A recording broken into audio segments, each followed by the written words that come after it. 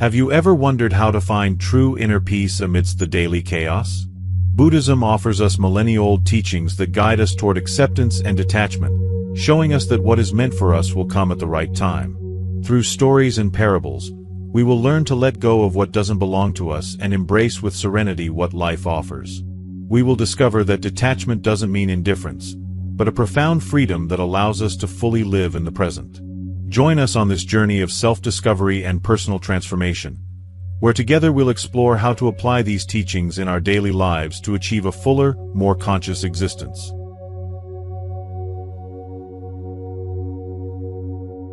The Art of Detachment, Freeing the Soul. Once upon a time, a monk was carrying a porcelain cup his master had gifted him. He cherished it deeply, admired it, and kept it by his side at all times. One day, the cup fell to the floor and shattered into 1,000 pieces. The monk felt an emptiness in his chest, but his master calmly said, "That cup was already broken from the beginning." Detachment is not indifference or resignation. It's understanding that nothing in this world is permanent. How many times do we cling to things, people, or situations, fearing to lose them? We hold on to relationships that no longer serve us, expectations that only bring frustration, and memories that keep us chained. We believe that if we let go, we lose. But, in truth, letting go sets us free. Buddhism teaches us that suffering arises from attachment. We cling because we seek security in a constantly changing world. But true security is not found in the external world, but in our ability to accept impermanence. When we understand this, we stop seeing loss as tragic and start living with lightness. Think of it this way: the river doesn't cling to the water that flows, it simply follows its course. We, too, can learn to flow with life rather than resist its changes. How many times has life taken something away from us, only to give us something better later? But in the moment, blinded by fear and anxiety, we fail to see it. Practicing detachment doesn't mean giving up what we love. It means loving without possession, without dependence. It's enjoying what we have, knowing that, at some point, it might change. And when that change comes, we will be at peace. Detachment is a key that opens the door to acceptance, the next step on this path. Because once we learn to let go, we need to learn to embrace what life brings us, without resistance or struggle. Radical acceptance. Embracing reality as it is. One day, a disciple approached his master and said, "Master, I suffer because life is not how I want it to be." The master smiled and replied, "You suffer because you resist what is. Life is not here to please you, it is here to teach you." Acceptance does not mean resignation or giving up. It means seeing reality clearly, without filters or self-deception. But why is it so difficult for us to accept what happens? Because our mind creates stories about how things should be. We believe that if we fight hard enough, everything will fit into place. But life doesn't work like that. Imagine you're at the beach, and you see a massive wave coming toward you. You can try to stop it, curse it, resist it, or you can dive into it and let it carry you. The wave isn't going to disappear just because you don't like it. The same goes for the situations we cannot control. Resisting only creates more suffering. Accepting life as it is does not mean we should resign ourselves to what hurts us or harms us. It doesn't mean we stop fighting for what we want. It simply means recognizing what is, without denying it or dramatizing it. Once we accept, we can decide more clearly what action to take. Think about the story of the archer. An expert archer can precisely calculate the trajectory of his arrow, but there are factors beyond his control. The wind, the humidity, the movement of the target. He can lament and become frustrated, or he can adjust his aim, adapt, and shoot again. In life, many things are out of our control. Acceptance allows us to focus on what we can do. Sometimes, we resist reality because we feel that acceptance means losing. But the opposite is true. Acceptance gives us power. It frees us from the weight of pointless struggle. It allows us to let go of what we cannot change and focus on what is within our grasp. The secret is in changing the question. Instead of asking, "Why is this happening to me?" we can ask, "What is this teaching me?" This simple shift in perspective changes everything. It allows us to find learning in what once seemed like only suffering. Acceptance also means embracing ourselves, with our light and our shadows. Often, our greatest struggle is with ourselves, our mistakes, our imperfections, our past decisions. But punishing ourselves doesn't help. It is only when we accept ourselves that we can truly transform. The monk who broke his cup understood that everything was meant to be as it was. And in that understanding, he found peace. We too can do the same. When we stop resisting what is inevitable, we find deep tranquility. And it is in that tranquility where trust is born. Trust that what is meant for us will come, and what is not will go. In the next chapter, we will explore Buddhist stories that help us understand how life always gives us what we need, even when we don't understand it at the time.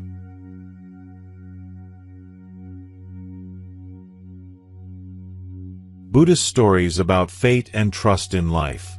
An old monk lived in a remote village. One day, a beautiful wild horse appeared in his garden. The villagers, amazed, said, "What luck you have!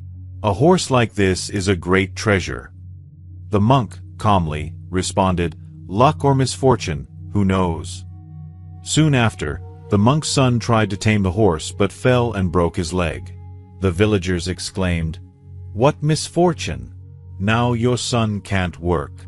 The monk, with the same serenity, replied, "Luck or misfortune, who knows?" Weeks later, a war broke out, and all the young men in the village were drafted, except for the monk's son, who couldn't go because of his injury. The villagers once again said, "What luck you have!" And the monk, unfazed, replied, "Luck or misfortune, who knows?" This story teaches us something powerful. Life follows its course, beyond our limited perception of the present. Many times, we rush to judge what happens to us as good or bad, not realizing that every event is connected to something bigger that we cannot yet see. How often has something that seemed like misfortune eventually led us to a better place? Perhaps you lost a job and thought it was the end, but that loss led you to find something you're passionate about. Maybe a relationship ended and you suffered, but later you realized it was the best thing that could have happened. Life is wise, and when we trust its process, we stop suffering over what we don't understand in the moment. Buddhist teachers tell us that the universe doesn't take anything from us without a reason. What leaves, leaves because its cycle has ended. What comes, comes because we are ready to receive it. But to understand this, we need patience and an open mind. Another Buddhist story speaks of a man who was walking and saw a butterfly struggling to break free from its cocoon. With good intentions, the man decided to help and gently opened the cocoon. The butterfly emerged, but its wings were weak, and it could never fly. The man didn't know that the effort to get out of the cocoon was necessary to strengthen its wings. By intervening, he prevented its development. How many times in our lives do we become desperate and try to force things? We want immediate answers, instant results. But the process is part of the learning. We can't open the cocoon before it's time. We can't rush what is not ready. Trusting in life doesn't mean standing still and doing nothing. It means doing our part, but without anxiety. Like the farmer who plants his crop and tends to it, but doesn't pull up the plants to make them grow faster. He knows that everything has its own rhythm. Buddhism invites us to see life through the eyes of an observer. Instead of resisting or fighting what happens, we can look at it with curiosity. What is this situation teaching me? Sometimes, the lessons aren't immediately obvious, but if we look back, we see that everything has had a purpose. Accepting uncertainty isn't easy, but it's liberating. It allows us to live with less fear, with less anxiety. It lets us enjoy the present without obsessing over the future. Because in the end, what is meant for us will come, and what isn't, will leave. And on this path of trust, there is a powerful tool that helps us find clarity amid chaos: meditation. In the next chapter, we'll explore how meditation allows us to connect with inner peace and strengthen our trust in life. The practice of meditation to cultivate inner peace. In a Buddhist monastery, a disciple approached his master and said, "My mind is a whirlwind of thoughts. I try to find peace, but the more I try, the more restless I become." The master smiled and asked him to take a glass of water with dirt in it and shake it. "Now wait," the master said. Gradually, the dirt settled at the bottom, and the water became clear. "This is the mind," explained the master. "If you allow it to calm, clarity comes by itself." Meditation is one of Buddhism's most powerful tools for training the mind and finding inner peace. It's not about clearing the mind or escaping from problems. It's about observing without judgment, allowing thoughts to flow without clinging to them. We live in a world filled with constant stimuli, notifications, social media, news, worries. Our minds are always busy. But when we meditate, we give the mind a break. It's like turning off the external noise to listen to what truly matters. The benefits of meditation are supported by science. It reduces stress, improves concentration, strengthens the immune system, and most importantly, helps us develop a healthier relationship with our thoughts and emotions. But beyond the benefits, meditation teaches us something fundamental: impermanence. When we close our eyes and observe our breath, we realize that everything is temporary. A thought appears and disappears. An emotion arises and fades. This helps us understand that nothing in life is permanent. Not pain, not sadness, not anxiety. Everything flows. Many people say they can't meditate because their minds won't stop. But the mind doesn't need to stop. Meditation isn't about stopping thoughts. It's about learning to see thoughts as clouds in the sky. They come and go, but the sky remains. There are many types of meditation in Buddhism, but one of the simplest and most effective is breath meditation.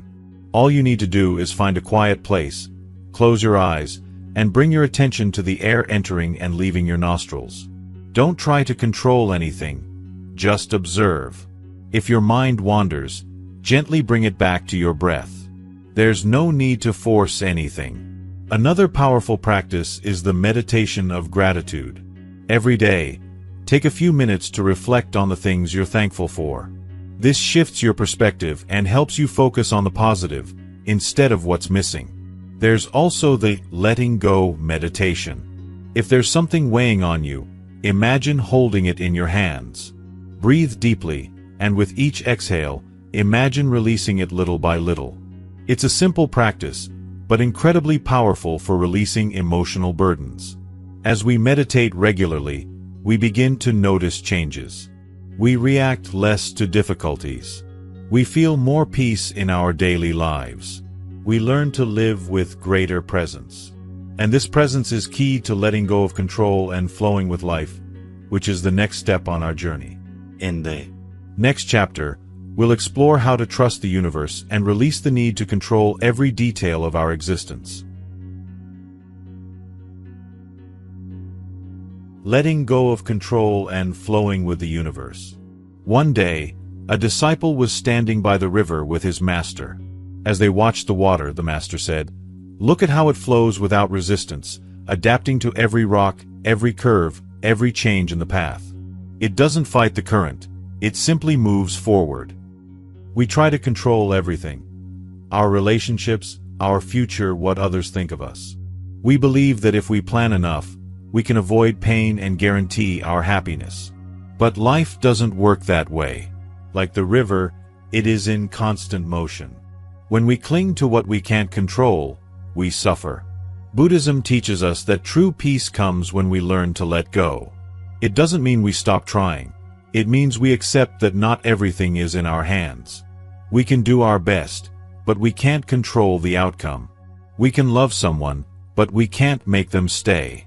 We can take care of our health, but we can't avoid illness forever. There's a Buddhist story about a man who clung to the branch of a tree at the edge of a cliff. He was exhausted, but afraid to let go. What he didn't know was that right below him, there was solid ground. If he had let go, he would have landed safely. But his fear kept him trapped. This is how many of us live. We cling to jobs that don't make us happy, to relationships that no longer serve us, to expectations that only frustrate us.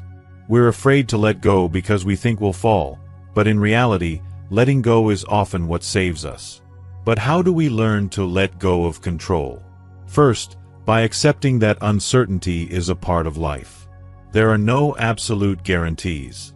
The problem isn't the uncertainty, it's our resistance to it.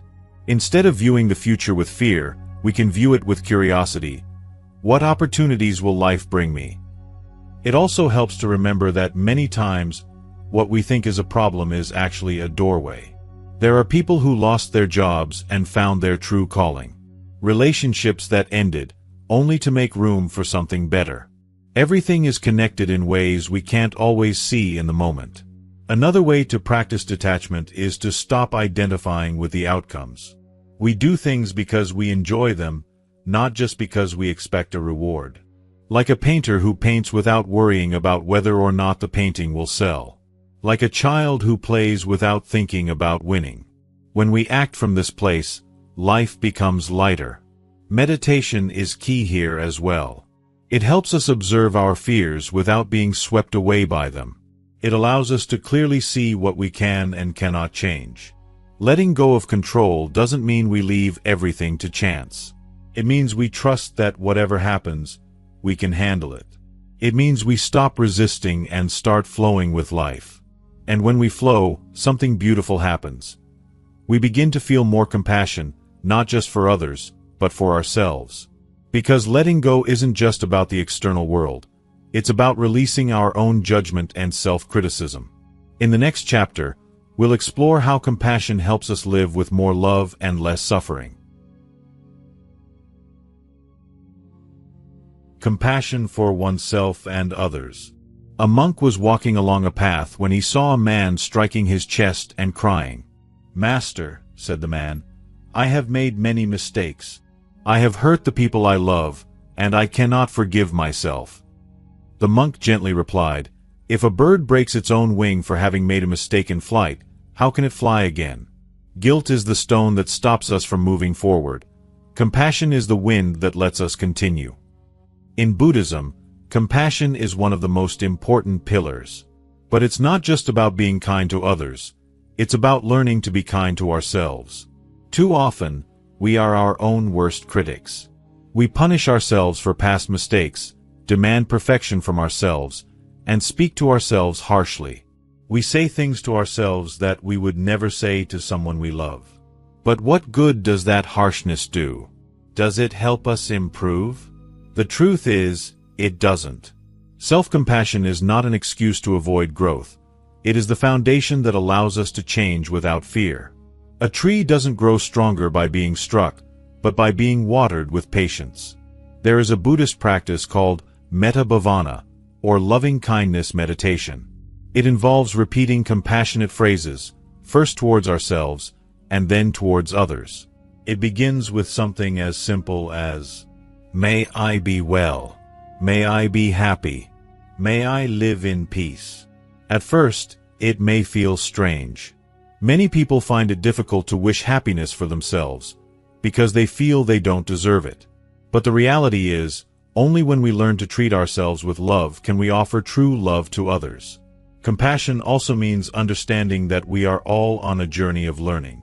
No one is born knowing how to live. We all make mistakes, make poor decisions, and react in ways we later regret. But if we continue to punish ourselves for the past, we can never move forward. Now, compassion doesn't mean justifying what harms us. If someone treats us badly, it doesn't mean we have to accept their behavior. We can be compassionate without allowing ourselves to be hurt.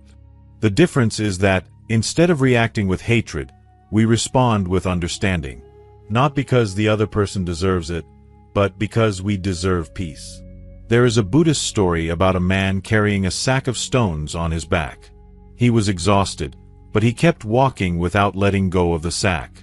A monk saw him and asked, "Why are you carrying that weight?" The man answered, "These stones are my grudges and resentments." The monk replied, "Let them go. You don't need to carry them to continue on your path." This is how many of us live, holding on to anger, resentment, and the wounds of the past. We think that by holding on to grudges, we punish the person who hurt us, but in reality, we only punish ourselves. Letting go of resentment doesn't mean forgetting, but freeing ourselves from the weight that prevents us from moving forward. A Buddhist master once said, "If you hold a burning coal with the intention of throwing it at someone, you are the one who gets burned first."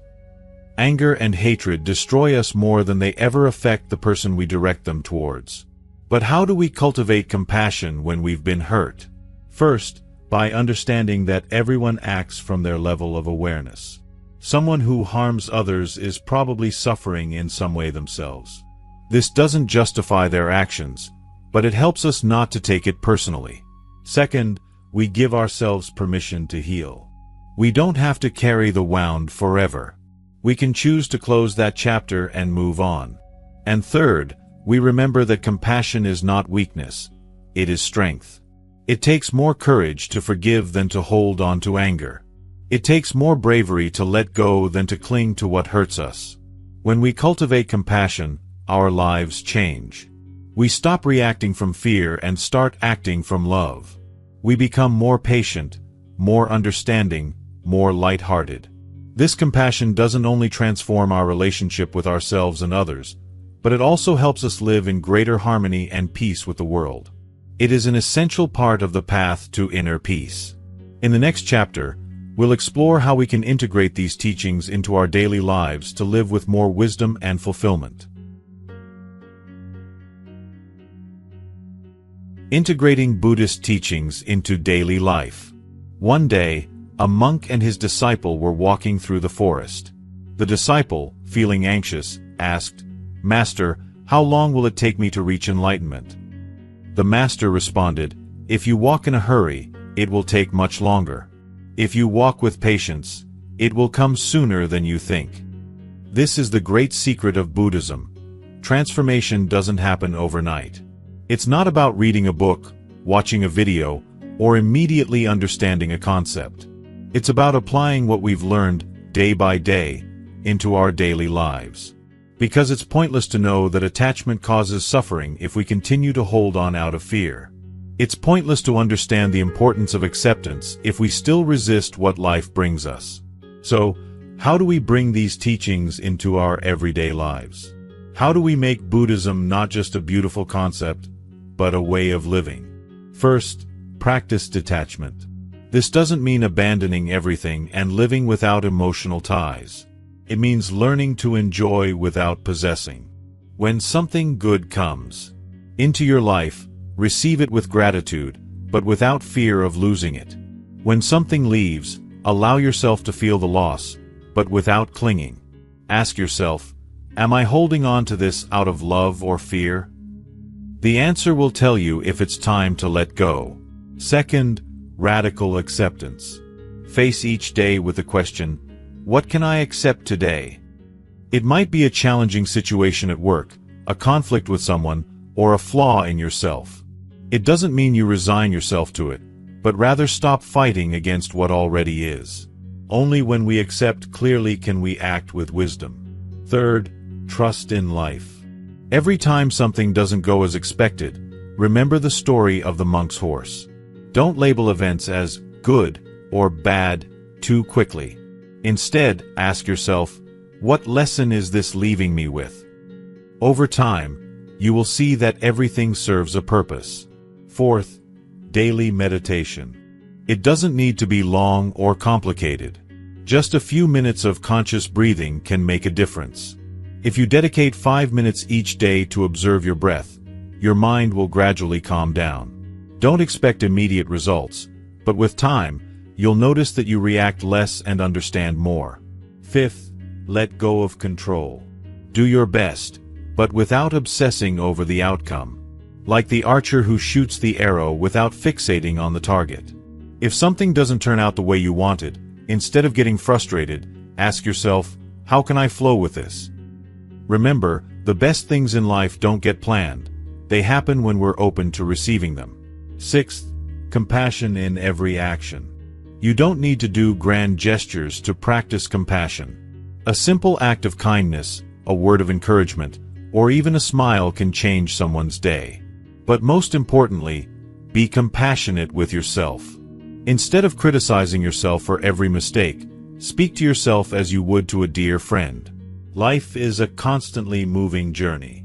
Don't expect to reach a state of perfect enlightenment.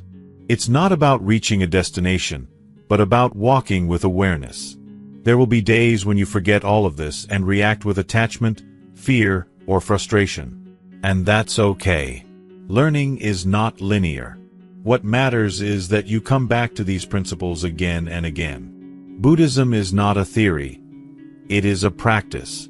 And the best way to integrate it is to live it, to experience it, to make mistakes and move forward.